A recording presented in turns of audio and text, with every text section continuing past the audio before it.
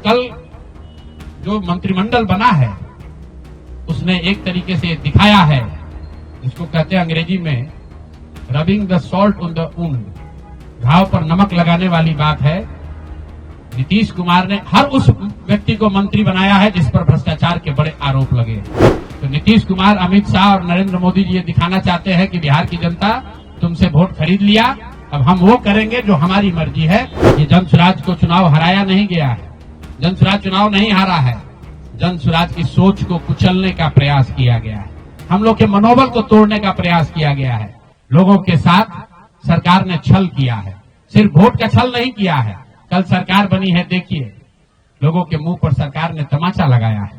ऐसे भ्रष्टाचारी मंत्रियों को, आपराधिक छवि के मंत्रियों को, ऐसे लोगों को मंत्री बनाया गया है जिन्होंने जीवन में कुछ पढ़ा नहीं, कुछ किया नहीं। वो सिर्फ इसलिए मंत्री बन गए क्योंकि उनके पिताजी मंत्री हैं, उनके पिताजी बड़े नेता हैं। यही बात तो जन स्वराज 3 वर्ष से समझा रहा है। बिहार के सामान्य परिवार के बच्चे क्लर्क बनने के लिए, सिपाही बनने के लिए, नौकरी पाने के लिए वर्षों वर्षों की पढ़ाई करते हैं, और यहाँ मंत्री जी का बच्चा, नेता का बच्चा बिना पढ़े वो आपका राजा बन गया। और कल जो मंत्रिमंडल बना है उसने एक तरीके से दिखाया है, जिसको कहते हैं अंग्रेजी में rubbing the salt on the wound, घाव पर नमक लगाने वाली बात है। नीतीश कुमार ने हर उस व्यक्ति को मंत्री बनाया है जिस पर भ्रष्टाचार के बड़े आरोप लगे। हर उस व्यक्ति को मंत्री बनाया गया है जिसकी छवि आपराधिक है। तो नीतीश कुमार, अमित शाह और नरेंद्र मोदी जी ये दिखाना चाहते हैं कि बिहार की जनता तुमसे वोट खरीद लिया, अब हम वो करेंगे जो हमारी मर्जी है। तुम्हारी भावनाओं का, तुम्हारे कष्ट का, तुम्हारी चिंताओं की चिंता करना हमारा काम नहीं है। तो जन स्वराज उसके विरोध में खड़ा है, दल के तौर पर खड़ा है, सामाजिक व्यवस्था के तौर पर खड़ा है, सोच के तौर पर खड़ा है। ये जन स्वराज को चुनाव हराया नहीं गया है, जन स्वराज चुनाव नहीं हारा है, जन स्वराज की सोच को कुचलने का प्रयास किया गया है, हम लोग के मनोबल को तोड़ने का प्रयास किया गया है। ये प्रयास है कि जन स्वराज के लोग हतोत्साहित होकर छोड़कर भाग जाएं। हम लोग पीछे हटने वाले नहीं हैं।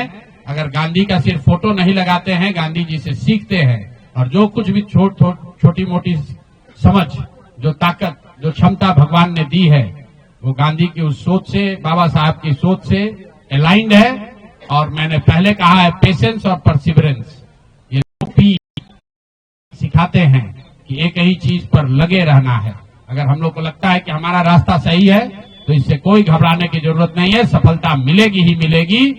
मैंने जो बात पहले कही है कि अभिमन्यु को चक्रव्यूह में, महाभारत के चक्रव्यूह में अभिमन्यु को घेर कर छल से लोगों ने मार दिया, लेकिन अभिमन्यु को भगवान खुद अभिमन्यु के साथ थे, खुद पांडवों के साथ थे, फिर भी अभिमन्यु को मार दिया गया। अर्जुन जैसे वीर के पुत्र को छल से घेर कर मार दिया गया, जबकि भगवान भी उनके साथ थे। लेकिन मेरे भाई, वो क्षणिक सफलता थी, अंततः जीत उसी की हुई जो सत्य के साथ था, जो धर्म के साथ था, जो सही के साथ था। अंततः जीत पांडवों की हुई है। उसी तरह अगर जन स्वराज की सोच सही है, हम लोग के सोच में, हमारे प्रयास में ईमानदारी और शुद्धता है, तो जीत मिलनी ही मिलनी है। कोई घबराने की बात नहीं है। 2 बरस लगे या 4 बरस लगे। बहुत बहुत धन्यवाद।